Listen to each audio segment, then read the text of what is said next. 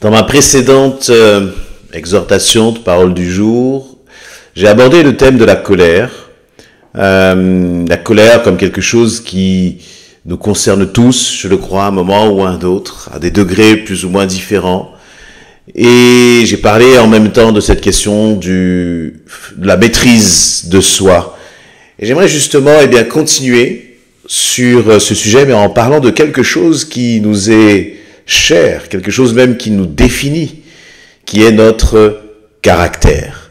Voilà, mon caractère, c'est comme ça que je suis. C'est ma façon de penser. Et c'est le caractère, on a l'impression parfois que c'est notre identité. En fonction de notre caractère, nous agissons, nous pensons, nous décidons.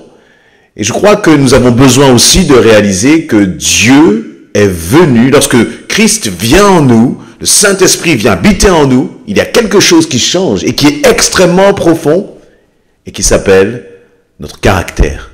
Ton caractère doit changer. Mon caractère doit changer.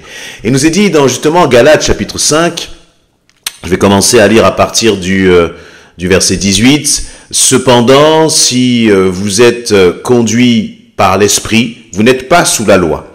Les œuvres de la nature humaine, donc ce qu'on avait dire, les œuvres de la nature humaine, les œuvres de la chair sont évidentes. Ce sont l'adultère, l'immoralité sexuelle, l'impureté, la débauche, l'idolâtrie, la magie, les haines, les querelles, les jalousies, les colères, les rivalités, les divisions, les sectes, l'envie, les meurtres, l'ivrognerie, les excès de table et les choses semblables.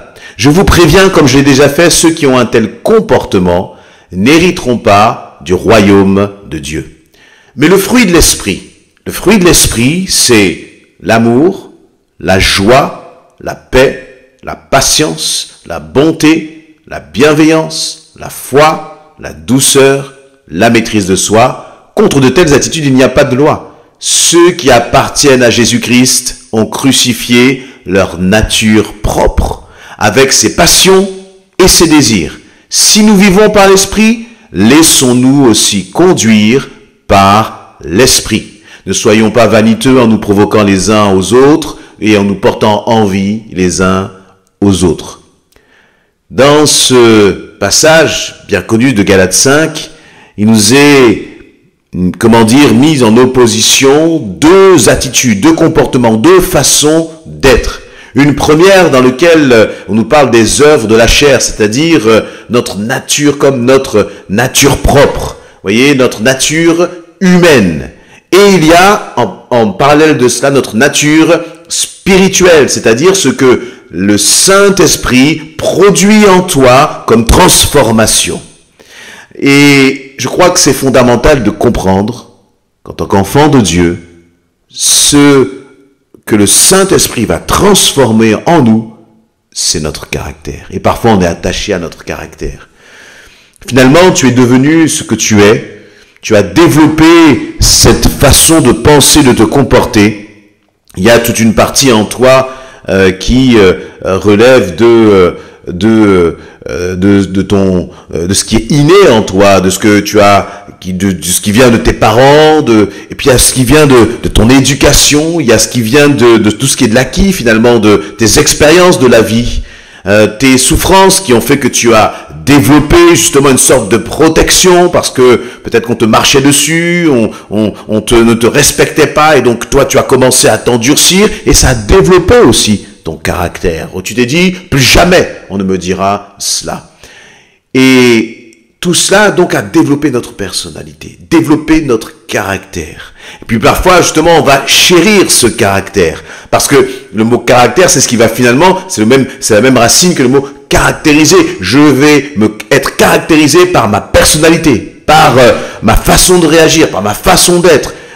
Et c'est comme cela qu'on me reconnaît. Oui, sauf que lorsque tu as donné ta vie à Jésus-Christ, les choses anciennes sont passées, toutes choses sont devenues nouvelles.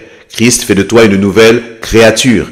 C'est-à-dire qu'il fait de toi une nouvelle créature, finalement, c'est pas ton corps qui est changé, c'est pas ta couleur de peau qui est changée. Donc si ce n'est pas ça qui est changé lorsque tu as rencontré Christ, qu'est-ce qui doit changer? Eh bien pour ma part, c'est mon caractère qui doit changer. C'est mon caractère qui doit être transformé. Voyez, et lorsque dans Galates 5, 22, finalement, il nous est parlé du fruit de l'esprit, il nous est parlé de l'amour. Le contraire de l'amour, c'est l'égoïsme, l'égocentrisme. J'étais égoïste, j'étais égocentrique, mais maintenant, ça dans mon caractère, c'est changé, parce que le fruit de l'esprit, c'est l'amour. Je ne peux plus être égoïste et égocentrique et en même temps dire que, eh bien, j'ai ce fruit de l'esprit qui est cultivé dans mon cœur, qui est l'amour. Et donc, pour que en moi il y ait de l'amour, de la compassion, de la bienveillance à l'égard des autres, il faut que mon caractère soit changé. Il faut que ton caractère soit changé. La joie, c'est pareil. Il y a des gens qui sont toujours taciturnes. Ils sont toujours en train de se plaindre, toujours en train de murmurer. Voyez, même si des bonnes choses arrivent dans leur vie, ils vont toujours voir, comme dit l'expression, le verre à moitié vide. Voyez, et donc en fonction des circonstances, ils sont toujours là, en train de fluctuer, et puis même à tel point qu'on n'a pas envie de leur parler, parce que si tu dis que tu vas leur parler, ça va te gâcher la journée. Tristesse, une tristesse profonde. Il y a des gens qui sont tristes parce qu'ils ont appris une mauvaise nouvelle, mais il y a des gens qui sont tristes juste dans leur caractère, une sorte de caractère qui est, qui est sombre. Et là, eh bien, le fruit d'esprit, c'est la joie. C'est-à-dire, la joie, c'est même quand il y a des circonstances difficiles, eh bien, je ne perds pas le moral, je reste et je demeure dans la joie. Mais ça, c'est pas, quelque chose de naturel. Il y a là, lorsqu'il nous est parlé là, c'est une joie qui est surnaturelle, parce que cette joie, elle fait partie du fruit de l'esprit. Donc, c'est une joie qui est spirituelle. Mais pour que je puisse entrer dans cette joie, il faut que mon caractère soit changé. Il faut arrêter de regarder toujours les choses comme en broyant du noir. Non, il faut que, Seigneur, tu changes mon caractère de ce point de vue-là. La paix. La paix. Comment es-tu dans ton caractère? Est-ce que tu es d'une nature angoissée? D'une nature stressée? Est-ce que tu es d'une nature à avoir de la crainte, de la peur, à toujours t'inquiéter du lendemain? Il y a des personnes qui ont ça dans leur caractère. Eh bien, le Seigneur dit, moi, je suis venu changer ton caractère. Je suis venu même te libérer de ton caractère. Et finalement, j'aime cette idée-là de ce que le Seigneur est venu me libérer de mon caractère. Pourquoi? Parce que lorsque nous ne connaissons pas le Seigneur, et même lorsque nous le connaissons, nous sommes attachés à notre caractère. Nous sommes fiers de notre caractère. Nous revendiquons notre caractère. Nous revendiquons notre personnalité. Moi, je ne me laisse pas marcher sur les pieds. Moi, je suis comme ceci. Moi, je suis comme cela. Et bien, le Seigneur te dit, ton moi là, moi, je vais le changer. Ton moi, je vais le transformer. Pourquoi? Parce que je veux que le fruit de l'esprit grandisse en toi. Mais le Seigneur te respecte et ne va jamais te forcer. Mais je crois que c'est vraiment l'intention, le désir du Seigneur. Et ça doit être notre désir. Ça doit être mon désir, que le Seigneur change mon caractère. Moi, j'avais un caractère timide. Et je suis heureux que que vraiment par l'action du Saint-Esprit, le fruit de l'Esprit grandissant en moi, cette timidité, elle est loin de moi. Et je ne me définis plus comme étant quelqu'un de timide. Ça, c'était mon ancien caractère. Je ne m'occupais pas tellement des autres auparavant. Mais le Seigneur a changé cela en moi et m'a donné de l'amour. Merci Seigneur parce que tu changes mon caractère. Et je ne veux pas m'attacher à mon caractère, mais je veux revêtir les sentiments qui étaient en Jésus-Christ, va dire l'apôtre Paul. Est-ce que tu es prêt, toi, à laisser le Seigneur changer ton caractère? Les choses anciennes sont passées, voici toutes choses sont devenues nouvelles, de Corinthiens 5, 17. Nous connaissons très bien ce verset, sauf que nous ne réalisons pas parfois la profondeur, c'est-à-dire la profondeur de la transformation qui va s'opérer en nous. Encore une fois, le Seigneur te libère de ton caractère. Et ça peut froisser, ça peut surprendre un peu, parce que, encore une fois, notre caractère, c'est ce qui nous caractérise. C'est par laquelle même toi tu te définissais. Mais le Seigneur a une autre définition de toi. Et je crois qu'il est important de rentrer dans la définition que le Seigneur a de chacun d'entre nous. Et dans cette définition, eh bien, il parle, je continue, de la patience. C'est dans ton caractère, tu dis, mais moi je suis quelqu'un qui est impatient, il me faut tout de suite, ça doit aller vite, etc. D'accord? Mais le Seigneur dit, ton impatience là, ça ne fait pas partie du fruit de l'esprit.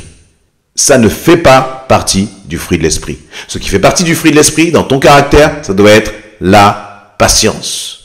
Et donc, en tant qu'enfant de Dieu, eh bien, lorsque nous passons du temps dans la présence du Seigneur, lorsque nous méditons sa parole, mais surtout lorsque nous nous humilions et que nous décidons d'obéir, eh bien, Dieu commence à façonner ton caractère et pas le caractère des autres. Parce que très souvent, nous voulons que les autres changent. Nous voulons que les autres soient transformés. Lorsque nous sommes dans un groupe, nous regardons à l'autre. Seigneur, mais pourquoi il est comme ceci? Pourquoi il est comme cela? Alors que le Seigneur, ce qu'il veut, c'est regarder ton cœur et te dire, je veux faire grandir en toi l'amour pour les autres. Je veux faire grandir en toi la joie pour les autres. Je veux faire grandir en toi la paix. Je veux faire grandir en toi la patience à l'égard des autres. Je veux faire grandir en toi la bonté, la bienveillance, la foi, la douceur. La douceur. Lorsque tu es en groupe, comment parles-tu aux autres? Comment te comportes-tu avec les autres? Et encore une fois, ton passé n'est pas une excuse. Ce n'est pas parce que tu as vécu certaines choses, ce n'est pas parce que tu as subi certains comportements, certaines réactions à l'égard des autres et que tu as développé des mécanismes de défense que tu dois accepter ton caractère. Et permets-moi de le dire de cette façon, ton mauvais caractère. Oui, parce qu'en chacun de nous, il y a des choses qui sont mauvaises dans notre caractère. Et si on ne le reconnaît pas, eh bien, on ne peut pas être transformé. Parce que, au contraire, si je le reconnais, si je reconnais que Seigneur, là, il y a des choses dans mon caractère qui doivent être transformées, agis en moi, transforme-moi, Seigneur, alors le Seigneur va agir.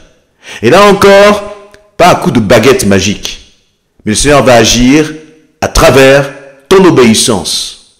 Un exemple, la douceur ou la maîtrise de soi, ou la patience. Si tu es, au guichet à la poste, par exemple, et que tu dois attendre ton colis, et que tu vois que la personne de l'autre côté du guichet soit pris à différentes tâches, court à droite et à gauche, ou n'est peut-être pas très rapide, peut-être que c'est un stagiaire qui vient d'arriver, toi, tu ne dis rien, mais dans ton cœur, tu sens l'impatience qui commence à monter. Et là, c'est pas la prière qui va changer les choses. Non, ce qui va changer les choses, c'est que toi, tu dises à ton impatience, là maintenant, tais-toi, arrête, patiente, attends. Laisse le fruit de l'esprit grandir en toi. Voyez, Dieu ne fait pas tout à coup de baguette magique dans nos cœurs, mais ce que Dieu cherche, c'est notre collaboration. La collaboration. C'est-à-dire que toi, tu puisses faire ta part dans le domaine de la douceur. Il y a eu un problème avec les enfants. Et là, tu es prêt à monter sur tes grands chevaux pour montrer qui tu es, montrer comment tu sais réagir. Dieu ne va pas te donner, t'assommer pour que tu puisses expérimenter la douceur. Non. À ce moment-là, tu vas sentir le Saint-Esprit te parler. Et est-ce que tu vas fermer ta bouche? Et est-ce que tu vas dire, Seigneur, je préfère tourner 7 fois ma langue dans ma bouche, mais dire une parole qui vient de toi. À ce moment-là, Seigneur, donne-moi la capacité de donner une parole de douceur. Et vous voyez, finalement, là, ça va demander, là, notre cœur va se serrer parce qu'on a envie de réagir autrement. On a envie de réagir par notre nature humaine. Et le Seigneur va te dire non, tais-toi mon enfant, ne parle pas, réagis avec douceur. On va faire peut-être un petit tour là, du pâté de maison, et puis lorsque tu seras calmé, tu vas revenir et tu vas parler avec douceur.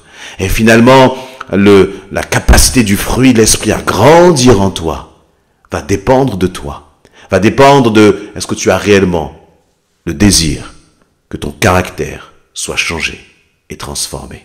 Amen.